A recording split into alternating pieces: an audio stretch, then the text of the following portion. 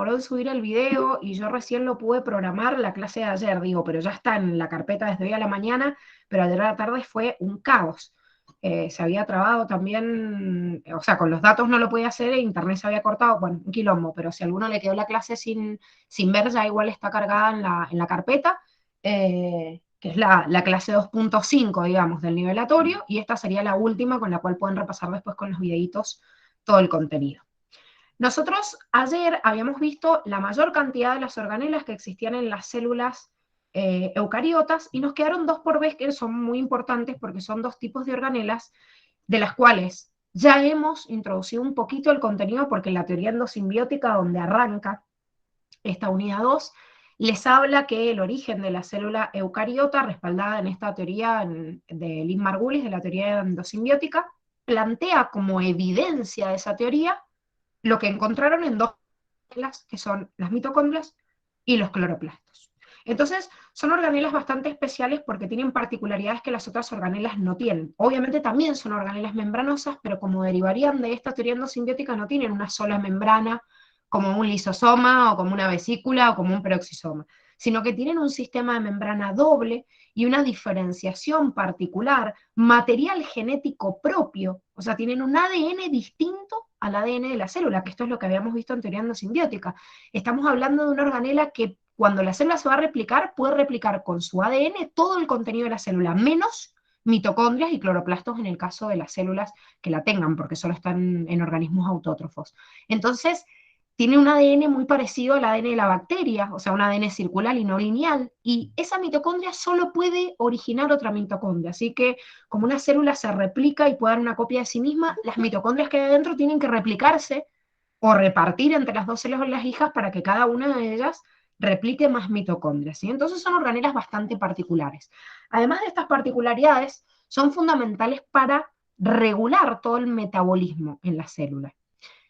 La unidad de metabolismo es la unidad 4, así que vamos a volver a retomar esta mitocondria y cloroplasto como protagonistas excelentes del metabolismo, pero no se olviden que igual, o sea, nosotros definimos el metabolismo como todas las reacciones químicas que ocurren en el organismo, y estaban las reacciones de degradación, que es el catabolismo, la reacción de formación, que es el anabolismo, y todas las organelas hacen degradación o hacen síntesis de compuestos. Por ejemplo, ayer vimos el sistema endomembrana. Si un retículo endoplasmático rugoso elabora o sintetiza una proteína, es que está haciendo una función anabólica. Agarra el monómero, que es el aminoácido, lo ensambla y forma una proteína, o agarra un ácido graso con otro y forma un triglicérido. Pero las organelas por excelencia, protagonistas de este metabolismo, son mitocondrias y cloroplastos porque toda su función está enfocada a esa función catabólica o anabólica. En el caso de las mitocondrias son protagonistas del proceso catabólico y en el caso del cloroplasto anabólico. ¿Sí? Vuelvo a decirles lo mismo, en la unidad 4 vemos todo metabolismo, vemos todo el proceso que lleva a cabo esta mitocondria, que se llama respiración celular, y vemos todo el proceso que lleva a cabo el cloroplasto, que es el proceso de fotosíntesis. En esta unidad lo que hacemos es introducir el concepto, qué es la organela, para qué sirve, o sea, cómo está formada, y después todo ese desarrollo lo vemos en la unidad 4. De la misma forma que les dije que en la unidad 3 vamos a ver un montón de cosas de membrana, acá en esta unidad la definimos, pero después vemos todas sus funciones. De la misma forma que en la unidad 5 vemos el ADN, el ARN, el proceso de síntesis proteica que ocurre en un ribosoma. O sea, esta unidad de célula es un pilar para entender todas las que vienen a continuación, que es un desarrollo más profundo de toda la biología celular. Bien, esta mitocondria, como primera organela protagonista del metabolismo que vamos a ver, es una organela que tiene una doble membrana, como les dije recién, o sea que no solo tiene una membrana externa, sino que tiene otra membrana interna, que ahora vamos a ver este grafiquito en una imagen más grande para poder visualizarla. ¿Dónde están las mitocondrias? En todas las células aeróbicas. Significa todas las células que viven con presencia, en realidad aeróbico significa en presencia de aire, pero como hoy nuestro aire de la troposfera tiene oxígeno, en realidad lo que me quiere decir es que viven en un ambiente con oxígeno. Si bien en el planeta primitivo había formas de vida anaeróbica, hoy en la actualidad existen algunas. Por ejemplo, hay algunas arcaea, que son tipos de procariotas que siguen en ambientes anaerobios, exclusivos, así, extremófilos. Hay algunos protistas que también son anaerobios, hay algunos hongos que son anaerobios, pero son muy poquitos en la naturaleza, porque la mayoría de los organismos se adaptaron a este metabolismo aeróbico porque les deja mucha más cantidad de energía este proceso de degradación de un compuesto en presencia de oxígeno. Entonces, ¿qué hace esa mitocondria? Se encarga de este proceso que se llama respiración celular.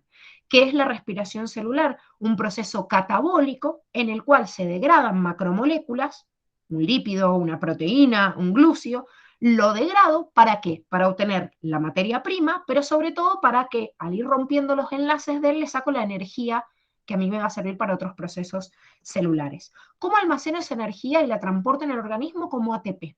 El ATP también lo tienen definido en la unidad 1, recuerden que es un nucleótido, pero que en sus uniones con el fosfato, porque ATP significa adenosina trifosfato, en cada unión de ese fosfato tiene contenida mucha energía. Entonces, cuando yo tengo ATP, al romper esa molécula, le saco energía.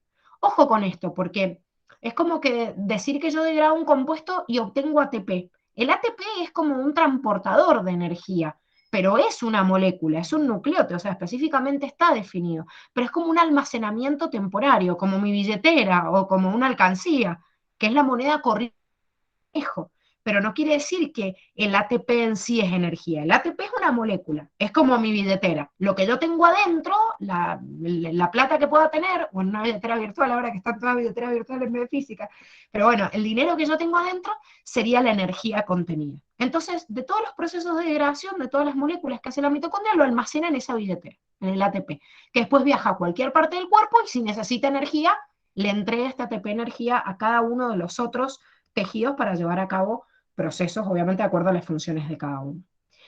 Como dijimos recién, al tener un ADN propio, son organelas que hacen autorreplicación, o sea que a través de un proceso de división, al igual que una bacteria que hace fisión binaria, pueden dar una réplica de sí misma. Por eso justamente son evidencia de la teoría endosimbiótica. Son organelas bastante grandes en comparación de otras organelas celulares, obviamente. Ahí tienen el tamaño aproximado, ¿sí? De 1,5 Profe, o ¿sí? sea que fisión binaria serían las células que se pueden, digamos, autorreplicar. Fisión binaria es un mecanismo de división de una, por ejemplo, de una célula como una bacteria, se dividen y me dejan dos réplicas iguales. Lo que ustedes les han definido como muchas veces en la escuela como mitosis, que hacen las células eucariotas, o sea, una mitosis es replico y de esas células salen dos iguales.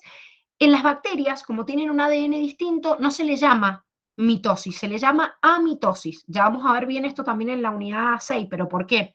Porque hay una formación de un uso mitótico, de enlazar los cromosomas y todo eso que existe en una célula eucariota y en una procariota no. Entonces, en la procariota, en vez de llamarle mitosis a esa replicación, le llaman fisión binaria o amitosis. Como las mitocondrias y los cloroplastos tienen como un ADN propio, es como que hacen el mismo mecanismo de replicación que haría una bacteria. ¿Sí? Es como un tipo de división celular, pero en este caso no es una célula, sino una organela celular, pero se divide con el mismo mecanismo. ¿Se entiende? Ok, sí, gracias.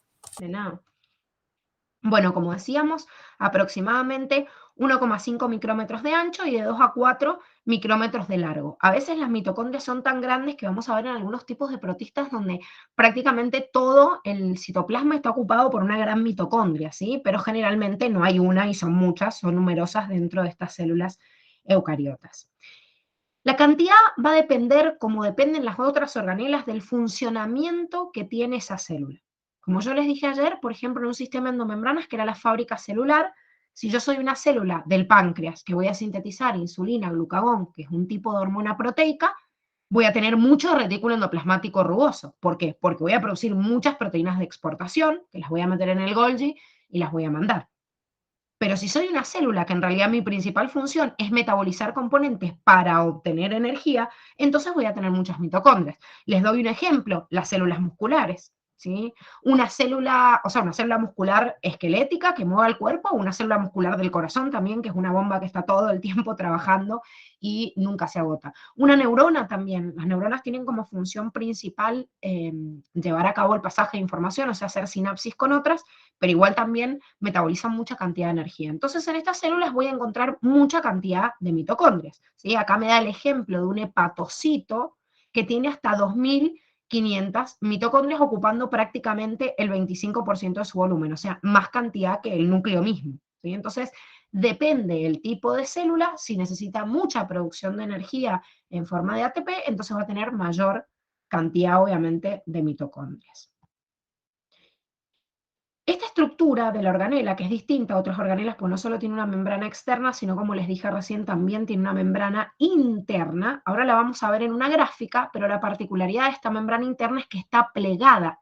¿Por qué? Porque es más grande que la externa. Entonces está como adentro, arrugadita, formando estos pliegues que se llaman crestas, y en donde hay mayor actividad mitocondrial porque hay un grupo principal de enzima que es la que se encarga de producir este ATP que estamos hablando, que se llaman ATP sintetasas o ATP sintasas. Entonces, las enzimas abundan en estas crestas que son como pliegues de esa membrana interna. Y obviamente separo entre la membrana interna y externa dos espacios, el que está entre la membrana externa y la interna y el espacio que está adentro de la membrana interna. De ahí deriva el espacio intermembranal o intermembranoso y la matriz.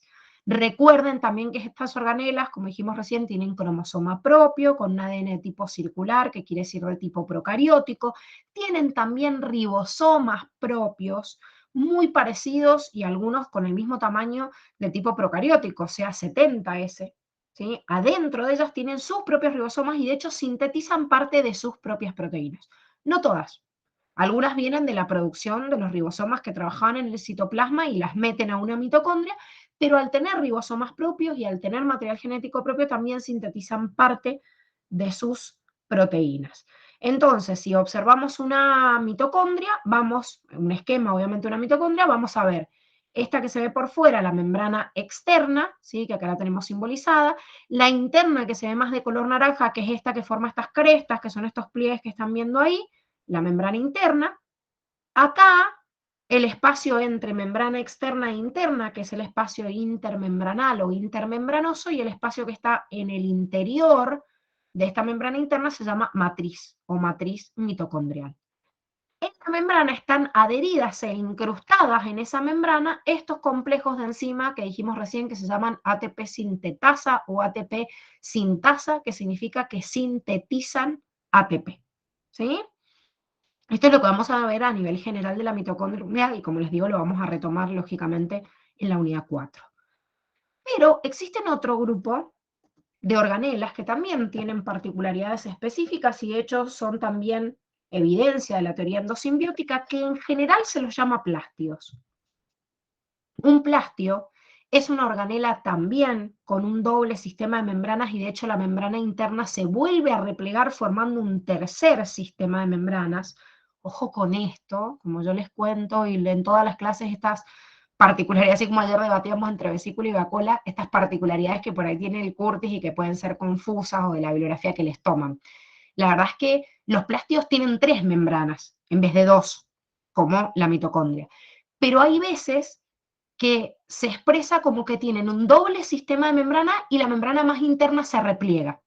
Entonces, depende cómo se los pregunten, a veces me dice que las mitocondrias y cloroplastos tienen un sistema de membrana doble y uno la puede considerar como incorrecta porque dice, no, pará, porque el cloroplasto tiene 3 membranas, no tiene 2, pero si me está aclarando que tiene 2 con un tercero que se repliega, y bueno, es lo mismo que decirme 3, entonces depende cómo lo redacte, ¿sí? Lo tengo que tener en cuenta. Por eso en una parte de la bibliografía también les dice tiene doble sistema de membrana y un tercero que se repliega desde la membrana interna, y en otra parte de la bibliografía directamente les dice que tiene 3 sistemas de membranas. ¿Sí? Como les digo, toda la bibliografía que ustedes tienen que estudiar y se los pueden preguntar de una forma o de otra, pero que al fin y al cabo está significando lo mismo.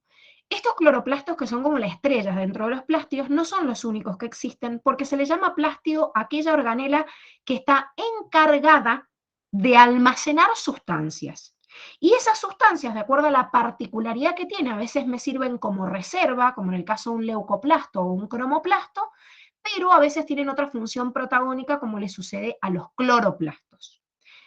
Todos estos tipos de organelas, que son los plástidos en general, no se encuentran en células heterótrofas, solo están en células autótrofas, o sea, células que producen su propio alimento, que a través de un proceso anabólico secretan sustancias. Entonces, dentro de las células eucariotas, solo las plantas, o sea, el reino Plantae, Y las algas, que son tipos de protistas autótrofos, son los que tienen plástidos. Y me van a decir, pará, dice, pero hay bacterias que también son autótrofas. Sí, claro, pero son bacterias. Entonces, como son bacterias, no tienen organelas, no van a tener cloroplastos. Si quieren hacer fotosíntesis, por ejemplo, y bueno, van a tener que tener el pigmento en la membrana celular. Y me van a preguntar también, ¿existe alguna excepción? Porque siempre hay excepciones de todo en biología. Miren, si les soy sincera, las plantas carnívoras tampoco tienen plástidos. Y de hecho deberían ser una excepción, pero la verdad es que la facultad nunca lo ha contado y Curtis no lo menciona. Entonces, así como interno, sepamos que una planta, obviamente que es carnívora, está haciendo un proceso de heterotrofia y no autótrofa y debería estar excluida. Pero nunca está contemplado en la bibliografía, entonces idealmente digo que todas las plantas tienen plástidos y que los protistas que son autótrofos, como las algas, también tienen plástidos. El leucoplasto se le dice leuco porque leuco, el prefijo leuco en latín, significa blanco. Es una organela que generalmente se ve toda blanca porque tiene almacenamiento adentro de sustancias, principalmente del glúcido de reserva que tienen las plantas y algunas algas, que es el almidón. Pero a veces, además de almidón, tienen proteínas o tienen algunas grasas o aceites, o sea que almacenan otras sustancias, no solo almidón, pero son sustancias de reserva. Almacenar sustancias de reserva, y bueno, piensen que una planta hace fotosíntesis cuando hay condiciones para hacerla. Energía solar, luz, eh, el agua, la temperatura adecuada, los nutrientes del suelo. Entonces, si en un determinado momento la planta puede hacer mucha cantidad de fotosíntesis y quizás en otro momento no va a poder hacerlo tanto, y bueno, ¿qué hace? Reserva. Reserva azúcares para algún día que sí los necesite y quizás no pueda hacer fotosíntesis de la mejor manera. Lo mismo que hacemos nosotros con el glucógeno y que lo almacenamos en el hígado o en la célula muscular, bueno, la planta lo hace en los leucoplastos almacenando almidones. A veces tan complejos que hay tubérculos enteros que son diferenciaciones de las plantas que se almacenan en las raíces, como sucede con el nabo, o en los tubérculos, que serían como una diferenciación de los tallos de las plantas, como ocurre con la papa. ¿Sí? Entonces, todo ese órgano, nosotros porque lo comemos como una producción o un fruto, pero en realidad no es un fruto, sino que es una diferenciación de esa planta que está almacenando mucha cantidad de almidón. Los otros plásticos que existen se los llama cromoplastos porque el prefijo cromo hace referencia al color. Los cromoplastos tienen colores muy coloridos gracias a la presencia de carotenoides. Los carotenoides son de color naranja, amarillo, rojo. Entonces, al ser muy vistosos y coloridos, generalmente la función de almacenar este carotenoide no es para hacer fotosíntesis porque son pigmentos accesorios, pero no les sirven por la intensidad lumínica que absorben para hacer fotosíntesis, pero reflejan este color que le es muy útil a la planta para determinadas cosas. ¿Qué puede ser?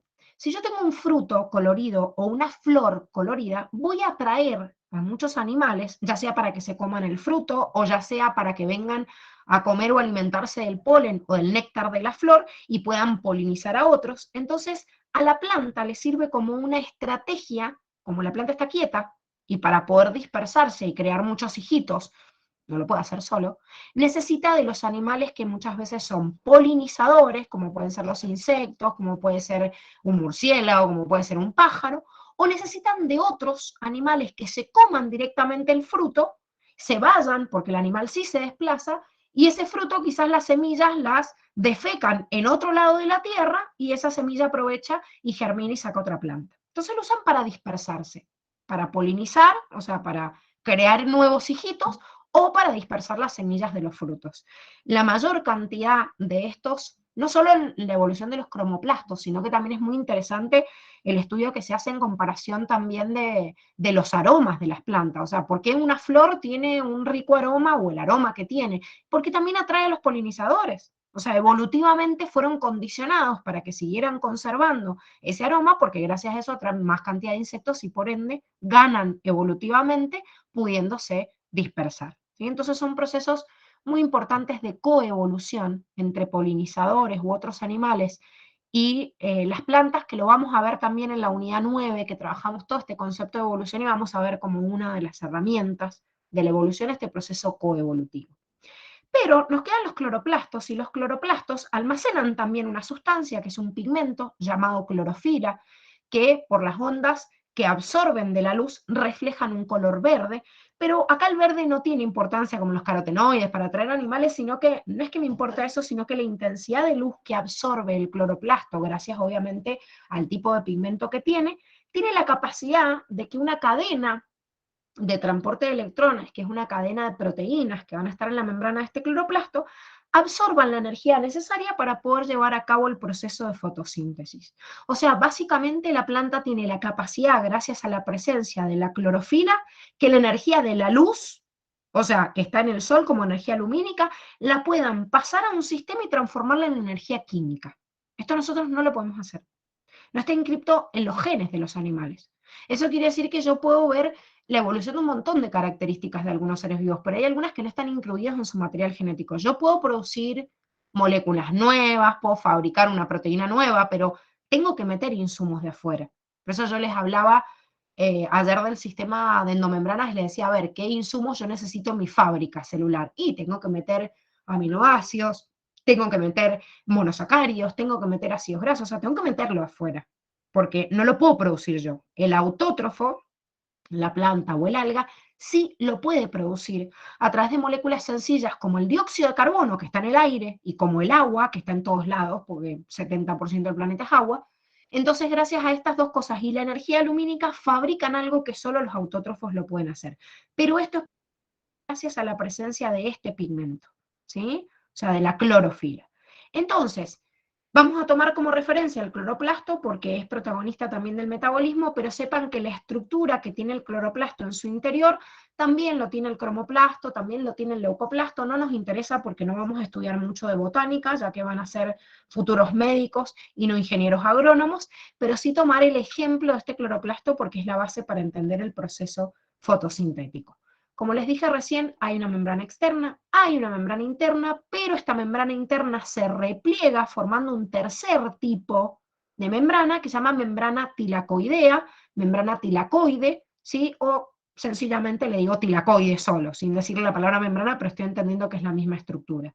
Este tilacoide es el que tiene incrustado en la membranita la clorofila, que es este pigmento que mágicamente puede absorber la energía suficiente para transformar la energía lumínica en energía de tipo química.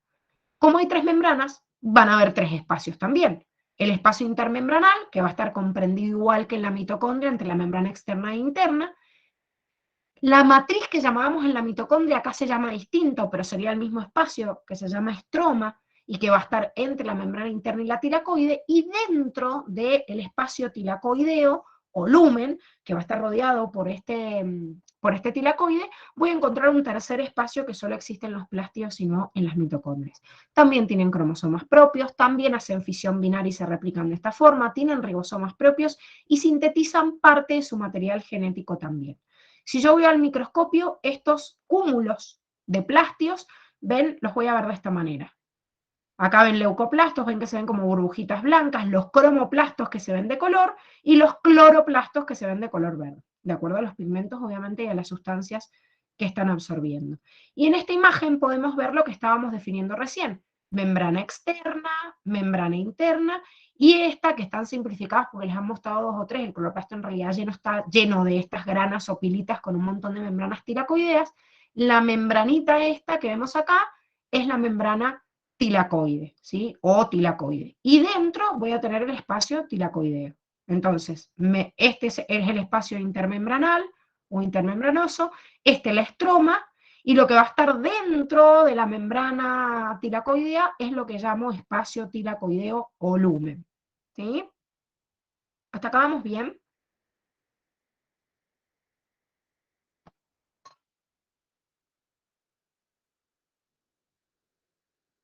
Profe, entonces todo eso se llamaría membrana tilacoidea, tilacoide digo, o sea, La lo membranita, o sea, la membranita que forma cada uno de ellos se llama membrana tilacoide. que... Pero es como que la membrana tilacoide se va replegando en esa forma que están viendo ahí, forma como una pilita de membranas, que se ve ahí como que se la llama pila de monedas también, o grana, que la ven acá simbolizada. Ah, bien. La membrana es como la parte externa, que se forma así en pilitas. Y dentro de esa membrana, que no está acá, pues no se ve en el corte, pero dentro de esa membrana estaría el espacio tilacoideo. Ah, bien, bien. Y ojo con esto, la clorofila está adherida a la membrana tilacoidea, no dentro del tilacoide, porque por ahí también se confunden en eso. Ya vamos a ver igual en la unidad 4 dónde está bien la clorofila y la van a ver que está incrustada, ¿sí? No es que está flotando adentro del espacio tilacoideo, sino que forma parte de la membrana. O sea que la energía lumínica llega hasta este punto para poder impactar sobre esa clorofila. Bien, entonces, haciendo una comparación de estas dos organelas que acabamos de ver, fundamentales, como dijimos, para el proceso de metabolismo celular, vemos que tanto la mitocondria como el cloroplasto tienen algunos espacios en común, como son la membrana externa, el espacio intermembranal, la membrana interna, pero empieza la diferenciación en la parte interna de esta membrana, que en la mitocondria la llamo matriz o matriz mitocondrial, y en el cloroplasto se llama estroma. Y esa membrana interna se repliega en esta membrana tilacoidea, o tilacoide, y forma en su espacio interior el espacio tilacoideo o lumen. Entonces, fíjense que la membrana interna de la mitocondria estaba como replegada en crestas.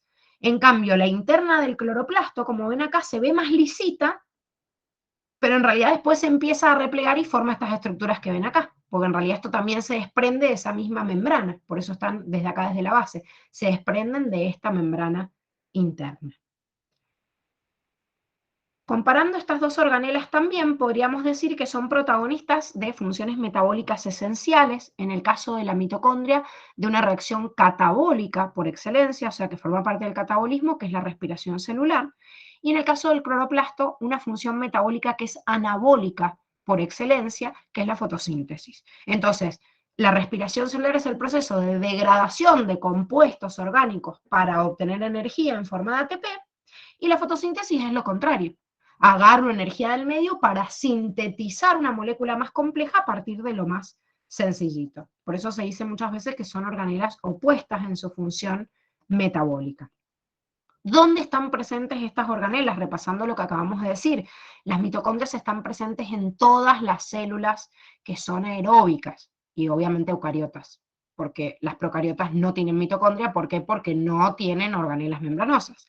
En el caso de los cloroplastos, lo van a tener las células que son eucariotas, pero además de ello que son autótrofas, o sea, todas las células de las plantas y algunos protistas, como sería el grupo de las algas. ¿Sí? Entonces, en una célula de tipo vegetal, yo voy a encontrar mitocondrias, que son estas que ven acá en rojito, pero también voy a encontrar cloroplastos, ¿sí? Que son el K, bueno, se ve uno chiquitito ahí que está representando un cloroplasto dentro de la célula. En cambio, en la célula animal nada más voy a encontrar mitocondrias, pero no encuentro plástidos, ¿sí? No encuentro cloroplastos porque no llevan a cabo el proceso de fotosíntesis.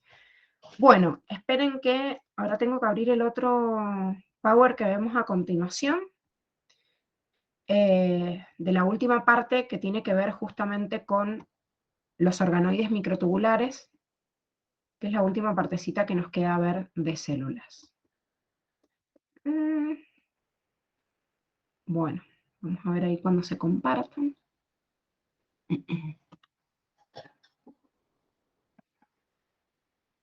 ¿Ahí lo ven?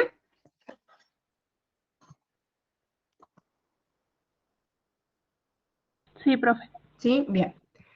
Perfecto. Entonces, habiendo visto todos los componentes que forman parte del citoplasma, dijimos que, de acuerdo a la definición que daba la facultad, dentro del citoplasma también definía como componente, además de las organelas y el citosol, al citoesqueleto. Y que aparte decía que el citoplasma tenía contenido los organoides microtubulares, cuando en realidad en Curtis parece que me dijera que esos organoides microtubulares están incluidos como componentes del citoesqueleto. Y ahora que los veamos, por ahí van a entender esto un poquito mejor, ¿sí? Entonces vamos a analizar primero todo ese citoesqueleto y ahí vamos a entender cada uno de los componentes que forman parte de este citoesqueleto, incluidos los organoides microtubulares que sirven para la motilidad de la célula, ¿sí? O sea que estamos parados en el mismo esquema que vimos ayer, en esta derivación del mismo citosol, que era el citoesqueleto, y además de eso, los organoides microtubulares que yo les decía que están formados por los mismos componentes de este citoesqueleto. Bien, ¿qué es Profe, citosol era una sustancia. Es la matriz acuosa. Es como en lo que está flotando todo lo demás. Imagínatelo como una gelatina Bien, bien. acuosa, ¿ves? Donde flota. Ok. El citoesqueleto es una red de fibras formadas por proteínas. Acuérdense que las proteínas son como las reinas de la estructura celular. Hay lípidos estructurales y también hay glúcidos estructurales, pero lo más importante son las proteínas formando estructuras. Todo el citoesqueleto está formado por redes de proteínas, en los cuales en este citoesqueleto se clasifican principalmente por estos tres tipos de fibras distintas. Uno que se llama microfilamento, ¿sí? O filamento de actina, que ahora lo vamos a ver, otro que se llama filamento intermedio y otro que se llama microtúbulo. Fíjense, ya en esta imagen pueden visualizar algo que vamos a comparar ahora y que es muy importante, como el microfilamento está formado por fibras de proteínas que son muchas pelotitas entre sí. ¿Qué son estas pelotitas? Proteínas globulares. Si ustedes se acuerdan, en la unidad 1 también vimos la estructura primaria de las proteínas, secundaria, terciaria y cuaternaria. La primaria era la cadena de aminoácidos, la secundaria era cuando empezaba a plegarse y me formaba una lámina beta o una hélice en alfa, y la estructura terciaria me daba dos tipos de estructura terciaria, globular, que es una pelotita, o fibrilar, que es como un fideo. Bueno, ustedes en esta imagen simplemente pueden darse cuenta que este microfilamento, al igual que el microtúbulo, está formado por pelotitas, o sea, por un conjunto de proteínas de tipo globular. En cambio, el filamento intermedio se forma a partir de estos fideitos, son como tallarines que se enroscan entre sí, o sea que son proteínas fibrilares. Esto es muy importante porque es un detallito de saber qué tipo de... Es una de las diferenciaciones importantes entre estos tres tipos de filamentos. Si yo veo este citoesqueleto en el interior de la célula, voy a ver todo un sistema, ¿sí?, de transporte de vesículas y de organelas, que se llama sistema de andamiaje interno de la célula, que la organiza las organelas, permite el movimiento, permite que la célula se desplace, permite que las organelas se desplacen en sí. Si yo los dibujo por separado, ¿sí?, esto es un esquema como que han tratado de resaltar cada uno para que lo puedan ver, voy a ver que los filamentos más chiquititos son microfilamentos o filamentos de actina, son estos que se ven acá en rojo. ¿Ven? Hacen como todo un pliegue alrededor de la membrana, incluso en prolongaciones de las membranas, como se ve acá, que estos se llaman como deditos denominados microvellosidades, está todo rodeado por filamentos de actina. Los filamentos intermedios están en todo el interior de la célula, son estos que están dibujados en celeste. Y los microtúbulos son todos estos que se ven de color verde, que salen desde un eje central, un punto, que se llama centro organizador de microtúbulos, y su nombre es centrosoma, y desde ahí salen todos estos filamentos. Imagínense que si yo se los dibujo todos juntos en la célula, estos filamentos más esto, más todas las organelas que tiene adentro, se ve un quilombo como si la célula adentro tuviera un montón de tela de araña y rieles y sogas colgando, entonces muchas veces ni siquiera se grafica, pero que no se grafique no quiere decir que no esté, forma parte justamente de esta célula. ¿Cómo diferencio estos tres tipos de filamentos? Primero y principal por el tamaño, porque en realidad yo me doy cuenta porque hay de uno más finito hacia uno más grueso, y obviamente, además de eso, por la composición. Dijimos recién que todos están formados por proteínas, pero no todos por el mismo tipo de proteínas. Los más grandes que veíamos acá, que son los que se ven en color verde, se denominan microtúbulos. Los microtúbulos son tipos de filamentos que forman el citoesqueleto formados por dímeros, o sea, por dos unidades de una proteína globular redondita, que se llama tubulina, una alfa y una beta, porque tienen enlaces distintos, que se ponen una al lado de la otra y forman todo un tubo. O sea, si lo ven en esta imagen, por eso está representado acá como en dos verdes distintos. Es como una tubulina alfa, una alfa y una beta, pero después forman todo un tubo que adentro es un tubo hueco, ¿sí? Es como si fuera como una cañita, ¿sí? Que yo le veo la estructura externa, pero adentro es hueco. Bueno, el microtúbulo es igual. Y si yo mido el diámetro de este microtúbulo, tengo un diámetro de 22 nanómetros. Siempre tiene el mismo tamaño. ¿Y por qué siempre tiene el mismo tamaño? Porque siempre está formado por tubulina alfa y beta. Entonces, siempre tiene el mismo tamaño, siempre tiene el mismo diámetro, y crece y decrece de forma muy rápida, porque hace un acople y desacople de estas pelotitas. O sea que si el microtúbulo quiere aumentar de tamaño, va acoplando más tubulinas o las va degradando y se va achicando, ¿sí? Entonces forman rieles adentro de la célula y le sirven para que vaya transportándose las organelas en el interior de la célula, pero pueden aumentar o disminuir de tamaño rápidamente. ¿Qué es lo que le pasa a los filamentos que están formados por proteínas de tipo globular. Por ende, a los microfilamentos o filamentos de actina le pasa lo mismo. Fíjense, era el que veíamos acá también como una cantidad de pelotitas que pueden crecer o decrecer. Esto imagínenselo como un doble collar de perlas, ¿sí? Todas pelotitas alrededor, pero se ensamblan y forman esta estructura helicoidal y es como un doble collarcito de perla. Cada una de estas pelotitas que ven acá se llama actina G, que significa actina globular, y siempre está formado por actina. Entonces, cuando se ubican así en cadenita como esto, se le llama actina F, que viene de actina fibrilar, pero no es porque la actina sea fibrilar, sino porque cuando uno una pelotita con la otra, tiene como una estructura larga. O sea, fíjense, un collar de perlas es un conjunto de pelotitas entre sí, pero si yo lo veo todo junto, es como un fideíto. Sí, claro, pero la unidad chiquitita es una proteína de tipo globular. Siempre el filamento de actina está formado por actina. Entonces, siempre tiene el mismo diámetro también, que es de 6 nanómetros. Y también crecen y decrecen fácilmente de la misma forma que el microtúbulo.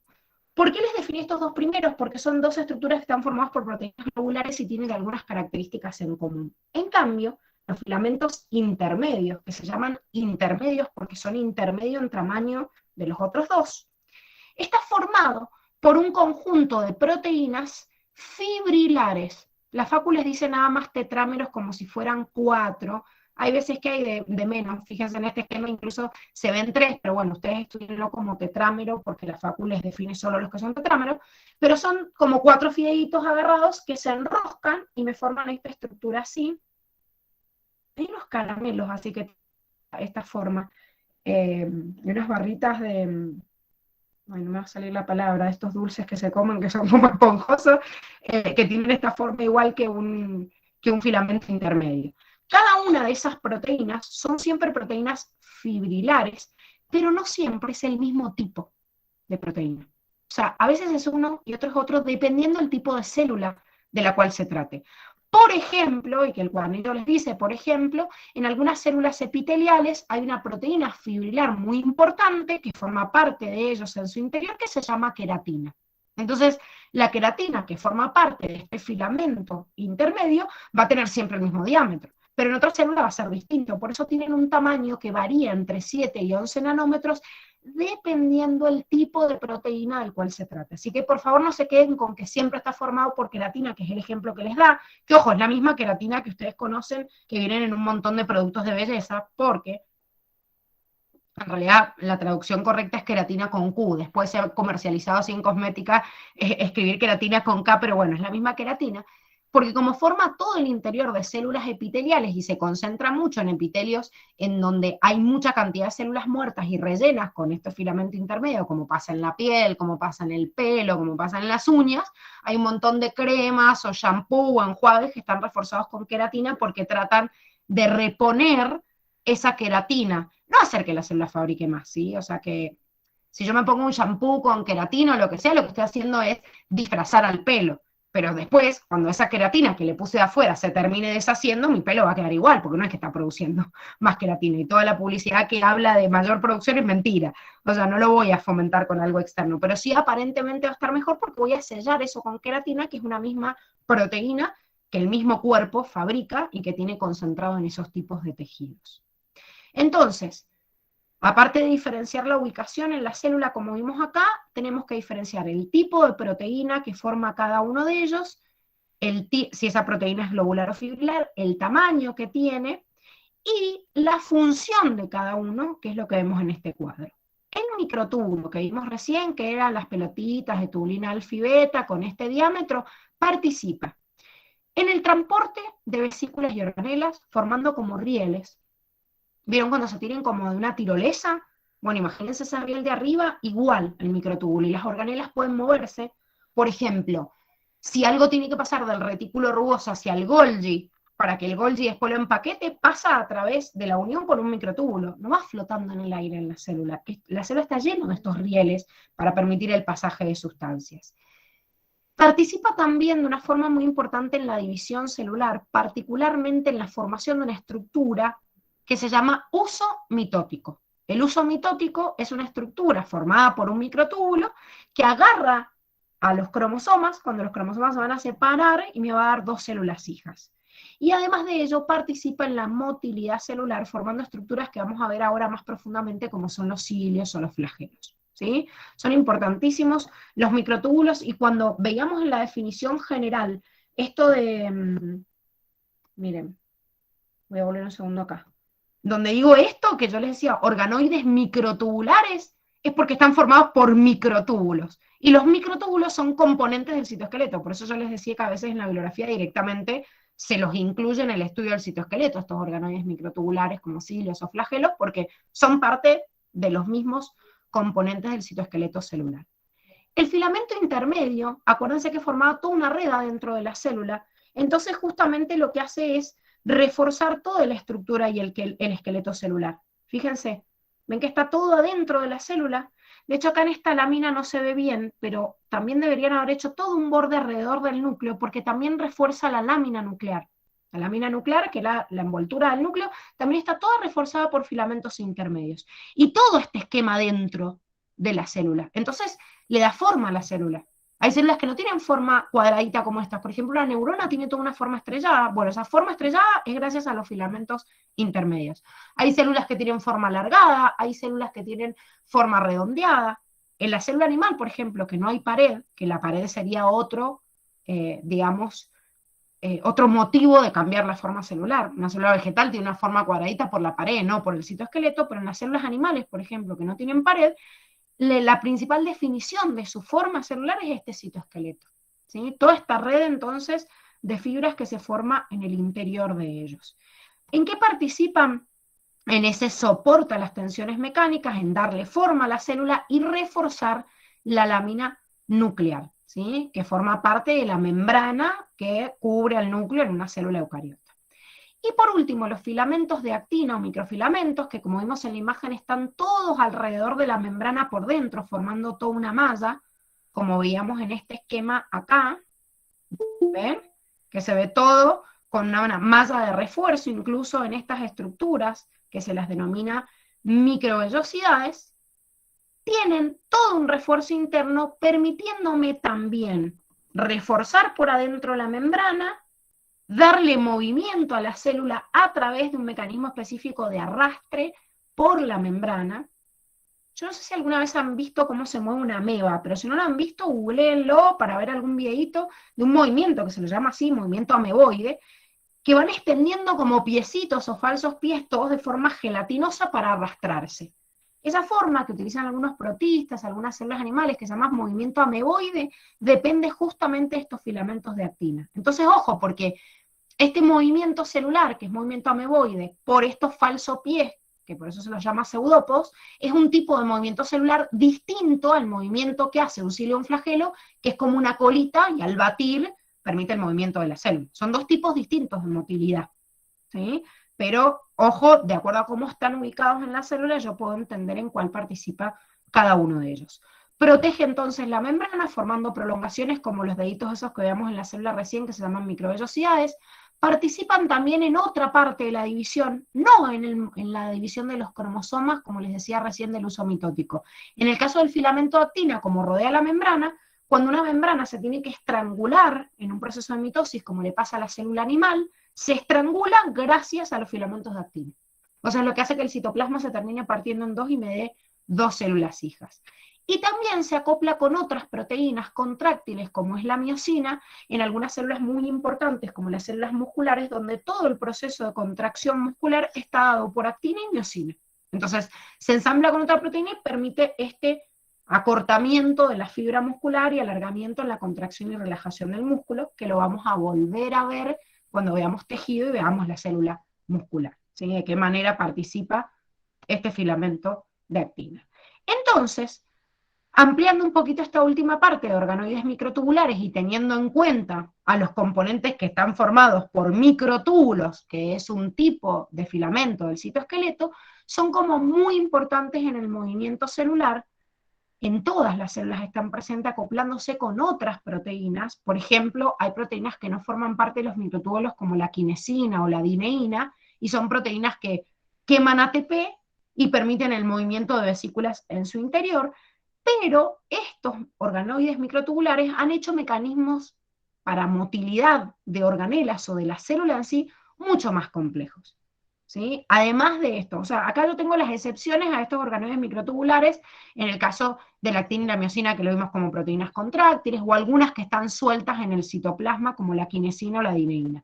Pero para mover toda la célula existen componentes específicos, como son los cilios y los flagelos, que sí están formados por microtúbulos.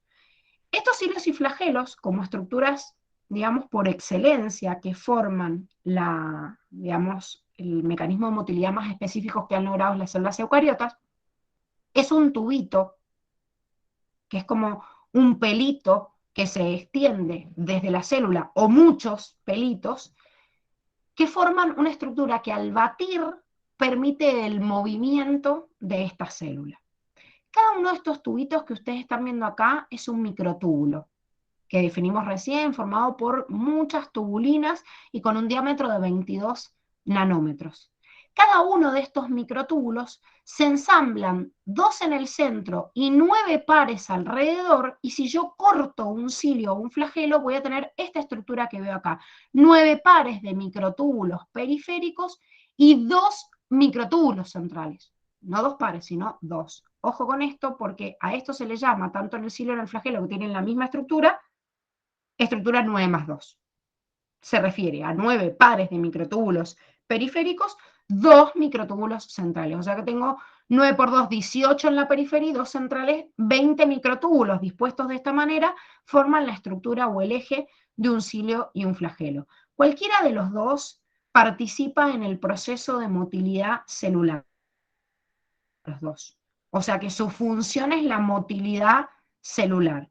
Tienen esta misma estructura que estaban viendo ahí, en donde hay radios. Esto es una proteína radial, la que se ve ahí como con un puntito, que ensambla los periféricos con el central, y tiene unas colitas acá de proteínas que se ven acá a los costados como 3 puntitos, que se llama dineína, que es la misma que existe en el citoplasma como dineína citoplasmática, nada más que se llama dineína flagelar o dineína celial, y está contenida en este cilio y flagelo porque es una ATPasa, o sea, degrada ATP y le entrega energía al flagelo o al cilio para que se pueda mover. ¿Quiénes tienen cilios y flagelos? Solo aquellas células que pueden ser mótiles, o sea, móviles. Una célula animal, no quiere decir que todas las células animales lo tengan, pero una célula animal puede tener cilios y flagelos. Algunos protozoarios, que son tipos de protistas, ¿sí?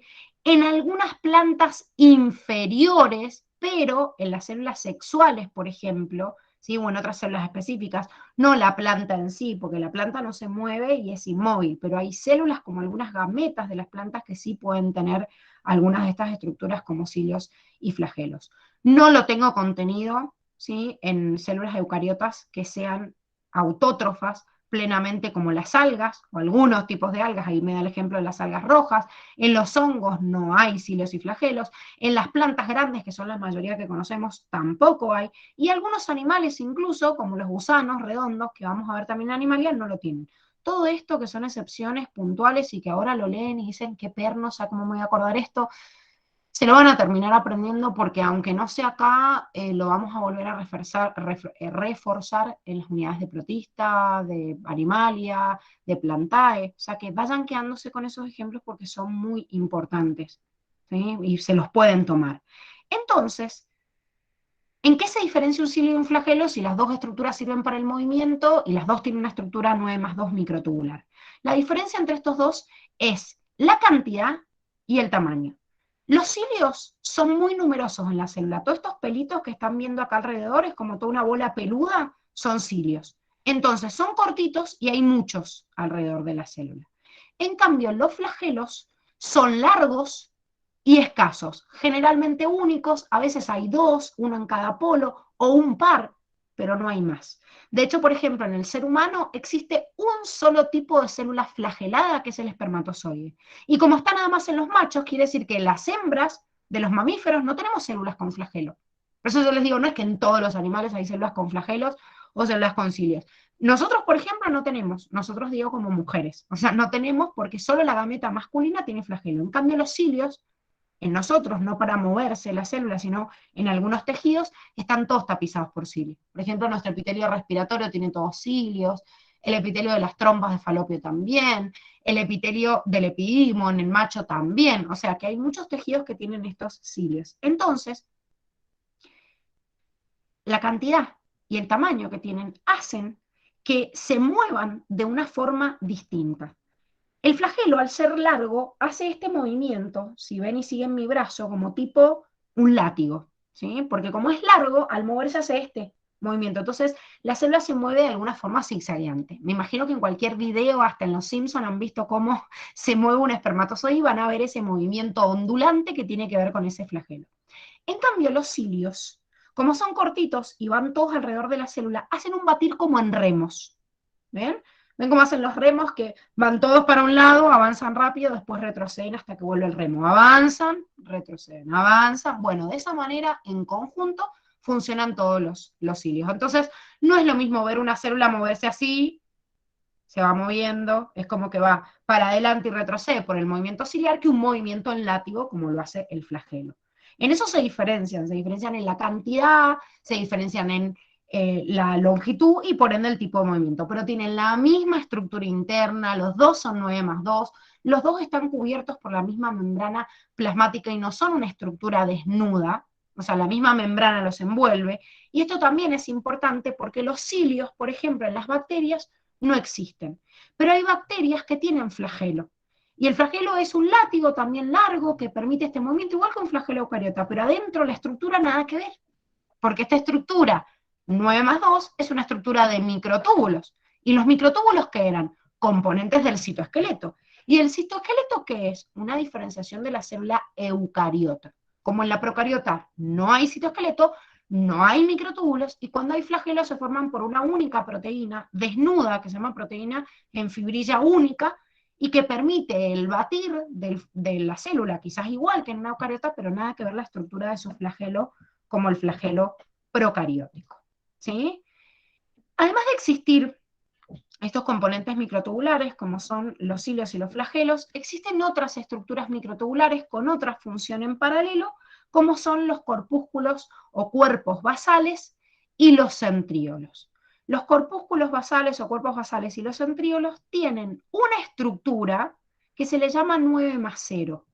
Pero ojo con esto, porque no son ahora 9 pares, sino 9 tripletes. Y dice 0 porque no hay ninguno central. Entonces tienen 9 tripletes de microtúbulos periféricos y ninguno central. 9 por 3, 27 microtúbulos forman un cuerpo basal, un centriolo, a diferencia de los 20 que formaban un cilio y un flagelo. Otra vez lo mismo que recién, cuerpos y basales tienen ambos la misma estructura 9+0, es más, a veces se le ve un puntito en el medio, como yo les puse en la gráfica acá, pero es una proteína de conexión que a veces lo ayuda a unirse, pero no es un microtúbulo, ¿sí? O sea, no se confundan esto en las gráficas que tienen una parecida en el cuadernillo y que es una gráfica de Curtis, que no es que hay un microtúbulo en el medio, es como una proteína de conexión que los tensa para que se mantengan así ordenaditos, pero no hay ningún microtúbulo en el centro. Son 9 tripletes en la periferia. Pero a diferencia del cilio y del flagelo, que tenían la misma estructura y la misma función también, el cuerpo basal y el centríolo tienen la misma estructura, pero no tienen la misma función. En el caso del cuerpo basal o corpúsculo basal, están en la base, y por eso son basales, de un cilio y un flagelo, organizando esos microtúbulos que están en tripletes y que ahora se tienen que ordenar en pares para dar origen a cilios y flagelos. Eso quiere decir que en la base de todo cilio y de todo flagelo hay un cuerpo basal. Las células que no tienen cilio y flagelos no van a tener tampoco cuerpos basales, porque sirven para eso. El centríolo, en cambio, es una organela que se encuentra de a pares y de esta forma perpendicular uno con respecto a otro, cerca del centro organizador de microtúbulos que dijimos que se llamaba centrosoma, y que organiza al uso mitótico, que es una estructura que se ensambla para cuando la célula se va a dividir. Como el uso mitótico es propiedad de absolutamente todas las células eucariotas, salvo excepciones siempre, que las vamos a ver igual, pero ese uso mitótico se usa en todas las células eucariotas para ensamblar a los cromosomas, hay células que al tener centriolos y tener como un capataz que organiza ese uso mitótico, se llevan a cabo de una forma más fácil y más organizada, pero no es una condición para que la célula se divida. De hecho, el centríolo está presente en la célula animal, por ejemplo, pero en la célula vegetal no. Y la célula vegetal forma un uso mitótico, pero no tiene centriolos. Entonces, es un corpúsculo en la célula, ni siquiera le llamo organela porque no está cubierto por membrana, es un corpúsculo en la célula que organiza el uso mitótico. ¿Pero están todas las células? No. Están algunas células como la célula animal o algunos tipos de células de protistas, pero no se encuentra en todas ellas. Ay, pensé que tenía una gráfica. Bueno, creo que en el cuadernillo lo tienen. A ver, no. Bueno, creo que en el cuadernillo lo tienen después, fíjense, porque no lo tengo acá en el Power. Hay un dibujito donde se ve el uso mitótico con la presencia de este centríolo y en otros sin la presencia del centríolo. De hecho, en la imagen de la célula vegetal y animal, uno de los componentes que tienen de diferenciación es que la célula animal tiene centríolo, por eso se dice que es centriolar, en cambio la célula vegetal no tiene centríolos.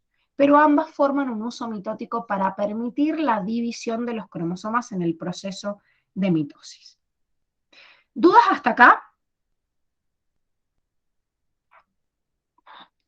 Ninguna, profe. Bueno, para cerrar con célula, al final de este cuadernillo tienen un ensayo bastante interesante y sería mucho más interesante si la facultad actualizaría la bibliografía porque hoy en día se ha avanzado mucho más de lo que sale en el libro de Curtis, que es del año 2008. Imagínense, estamos en el 2022, la cantidad de avances que hay en la ciencia en 15 años es impresionante como para ver en realidad la información básica. Sin embargo, ya nos introduce con algo bastante interesante en este estudio, en la citología de la célula, que artificialmente nosotros también hemos tratado de hacer cultivos celulares y de poder mantenerlos, ya sea para diagnósticos, ya sea para procesos, no sé, para investigación médica y tratar de reparar un tejido que se dañó o estudiar la patología que tienen, o incluso para algún proceso industrial. Y entonces, a nivel del laboratorio se empezaron a desarrollar, en paralelo que se iba conociendo la célula, el estudio de las células a través de cultivos.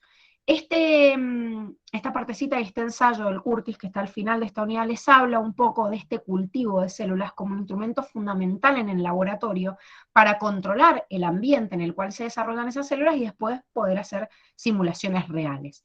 Estos cultivos requieren de medios específicos para llevar a cabo el crecimiento de las células.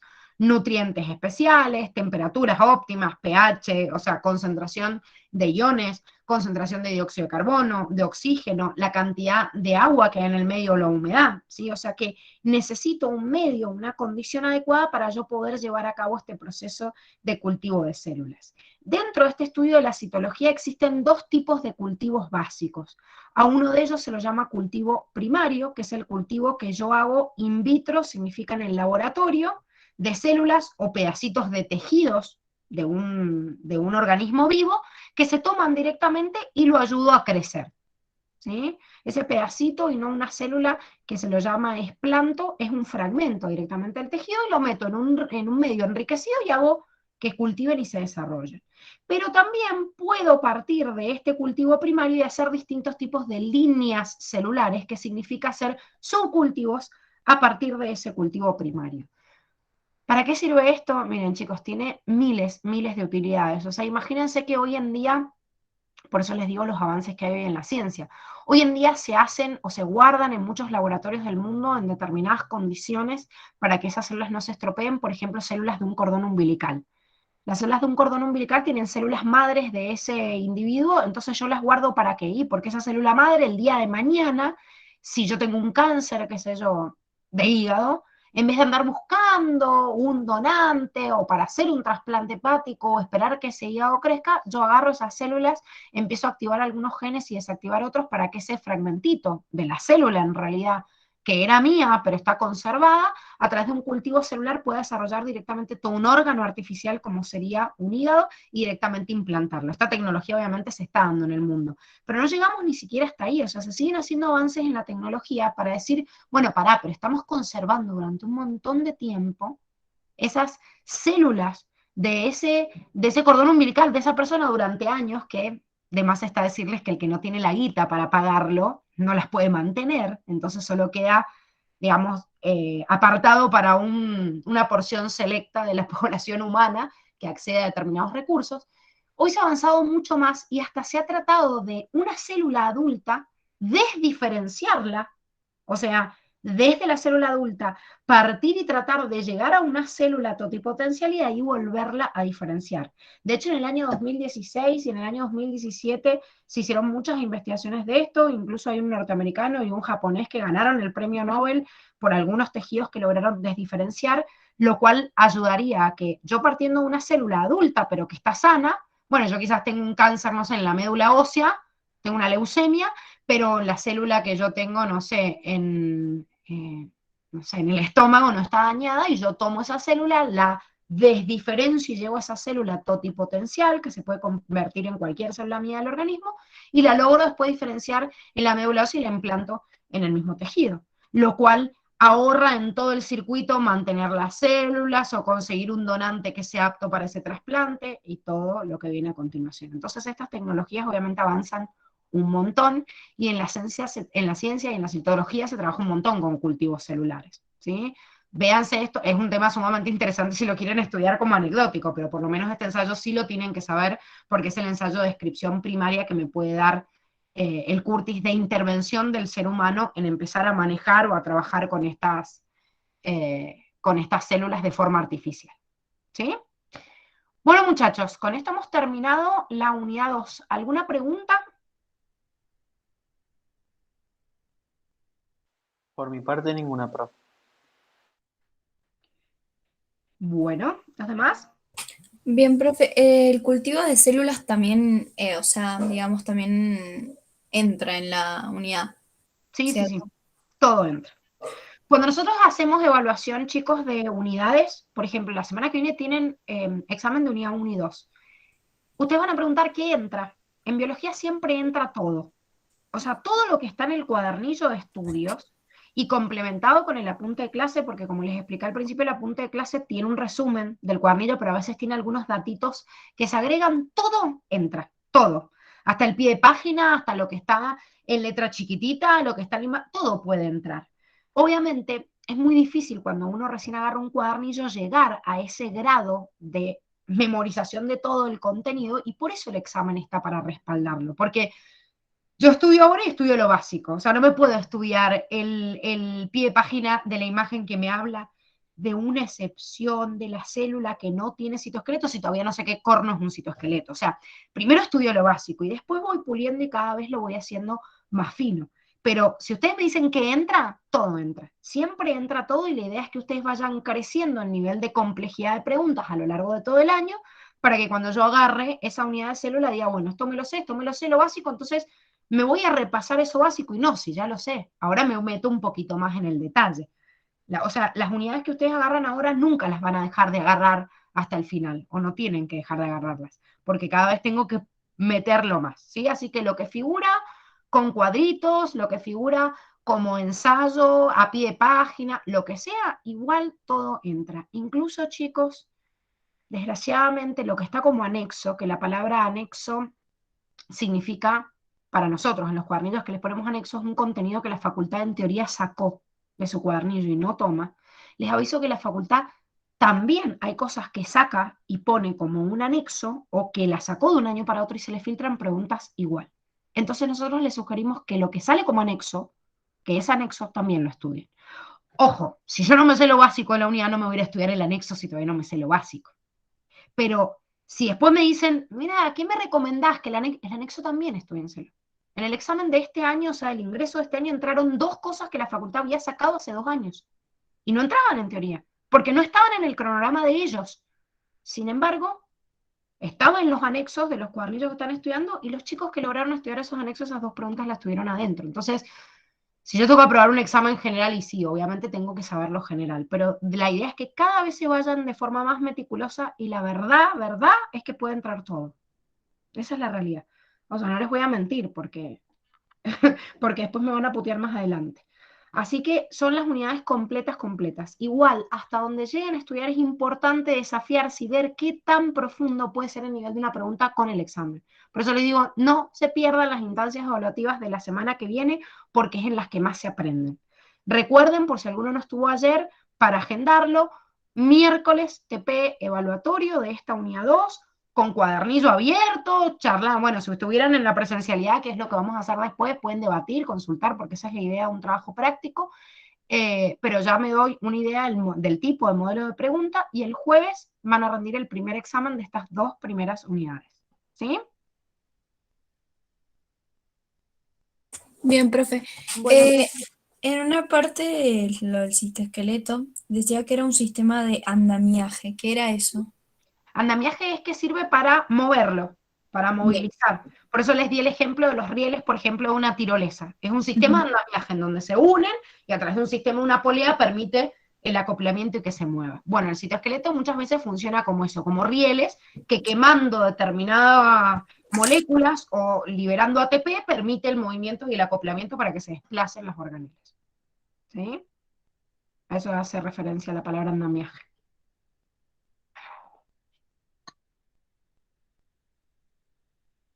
¿Alguna otra duda?